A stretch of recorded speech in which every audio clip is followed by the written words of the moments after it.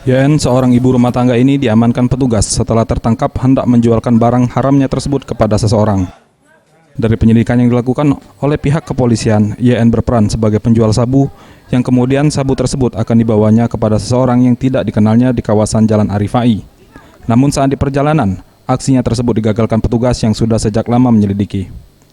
Selain itu, petugas juga mengamankan Ade, warga Jalan Pangeran Antasari, Kelurahan 13 Ilir, Palembang.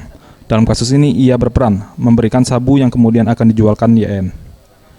Kapolsek Ilir Timur 1, Kompol Edi Rahmat menjelaskan, tersangka YN dan Ade ditangkap merupakan hasil penyelidikan dan pengembangan yang dilakukan pihaknya.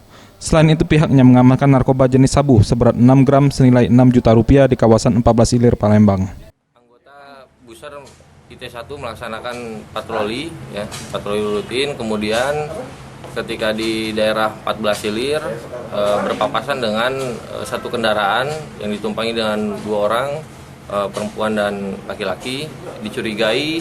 Kemudian ketika akan digeledah, mereka melarikan diri dan yang perempuan terjatuh. Ketika dikejar, yang bersangkutan ada membuang suatu barang. Ketika dilakukan penggeledahan, ternyata barang tersebut berupa sabu-sabu seberat 6 gram, kurang lebih 6 gram. Kemudian kita lakukan pengembangan dan didapatkan tersangka satunya lagi. Tim Liputan Sriwijaya TV.